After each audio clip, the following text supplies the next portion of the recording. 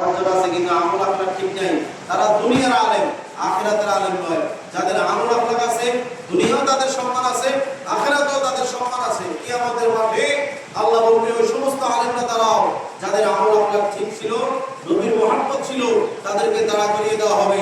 বলবে তুমি আজকে আমার কাছে যা কিছু চাইবে আমি রব তোমাকে সব কিছু দান করব। ওই আলেম তখন বলবে আল্লাহ আমি আমার মা বাবাকে চাই, আমি আমার ভাই বোনদেরকে চাই, আমি আমার আত্মীয় স্বজনকে চাই। তখন ওই আল্লাহ রাব্বুল আলামিন ওই আলেমকে নির্দেশ দিবে এই যে তোমার মা আছে, এখানে তোমার আত্মীয় স্বজন আছে, তোমার পাড়া প্রতিবেশী আছে, যাও তোমার যাকে ইচ্ছা তাকে ধরে ধরে তুমি জান্নাত নিয়ে যাও, আমি আল্লাহ জান্নাত দান করব। এই সমস্ত আলেমদেরকে আল্লাহ এই সাহস দিবে তাদের আমল এবং আখলাক চরিত্র ঠিক আছে। আমাদের চরিত্র আমল আখলাক ঠিক রাখা দরকার আছে না? তোমাদেরকে প্রায় সময় বলি মাগরিব নামাজের নিশ্চিত করে তওয়াজু করে নামাজের মধ্যে বসে পড়ো, সিজদা দিয়ে। যার সিজদা যত লম্বা হবে তার আমল তত ভালো হবে, যার সিজদা যত লম্বা হবে তার সিনার মধ্যে কোরআন এবং হাদিস যায় সুন্দর করে আটকে দিয়ে রাখবে। এইজন্য আমল আখলাক ঠিক করতে হবে। আমার এখনো তোমরা তো ঘুমাও, তোমাদের ভিতরে কোনো চিন্তা নাই, মনে আছে স্পষ্টভাবে ওই দিনের অনুষ্ঠানে বলছিলাম যে আমলটা শোনানোর ভয়ে আমি ঘুম যাইতাম না, ঘুমাইয়া মাদ্রাসার শীর ছাদের মধ্যে গিয়ে বসে বসে আমলটা করতাম। ঘুম থেকে উঠলে তো হুজুরে আমলটা দিতে হবো, নাহলে আমার পিটবো। এখন তোমাদের তো আমরা ওইরকম শাসন করি এখানে, আদর স্নেহ দিয়ে তোমাদেরকে পড়াশোনা করানো হয়। এই জন্য আদর স্নেহের উপরে বড় কোনো ওষুধ নাই। আমরা এখান থেকে মানুষ হয়ে যেতে হবে। একটা ছাত্র যদি সুন্দর করে 1 বছর 1.5 বছর যদি সে কষ্ট করে হ্যাপস ওঠার পরে সে পরিপূর্ণভাবে হ্যাপস কমপ্লিট করে ফেলতে পারে। এই জন্য যাদের 11 পারা হয়েছে, 24 পারা যাদের হয়েছে, অনেকে 5 পারা 6 পারা মেরাজ আমরা তো আমি বলছি যে আগামী 1.5 বছর সুন্দর মতো কষ্ট করো, হরিপুরের জমিনে তুমি মেরাজের জন্য হাফেজটা কারা দিন আসেনি, হাফেজ হওয়ার হিম্মত আসেনি, ইচ্ছা আসেনি, হাফেজ হইতে হবে। এই জন্য আমরা সবার জন্য দোয়া করি আল্লাহ রাব্বুল আলামিন আমাদের প্রত্যেক ছাত্রকে যেন হাফেজের কোরআন হিসেবে কবুল করে। আমিন। তোমাদের মা বাবার একটা বিরাট তোমাদের একটা স্বপ্ন, তোমাদের মা বাবার অনেক বড় স্বপ্ন তোমাদেরকে নিয়ে। আমি তোমাদেরকে ছোট্ট একটা কথা বলি। এক জায়গায় 2 ভাই ছিল। কয় ভাই?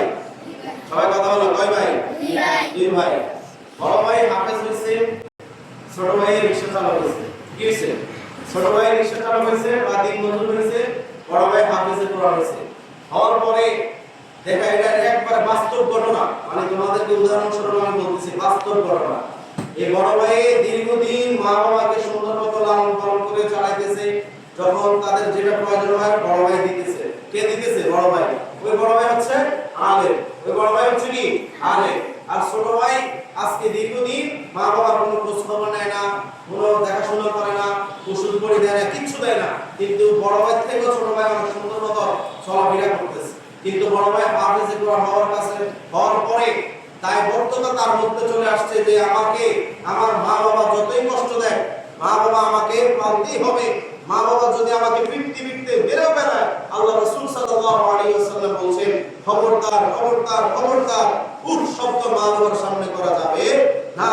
এখন বড় ভাই হাফেজে কোরআন হয়েছে, আলেম হয়েছে, বড় ভাই তার মধ্যে জ্ঞানটা আসছে, এই জন্য মা বাবাকে কি করতে পারতেছে না, ফালাইতে পারতেছে না।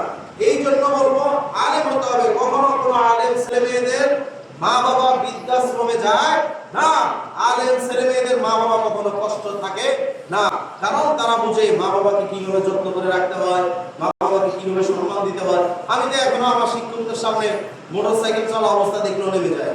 ঘড়ি হাতে দেখলে ঘড়িটা ভিতরে ঢুকাই ফেলি, সেটা আমার ওস্তাদ আমার ঘড়ি না থাকে।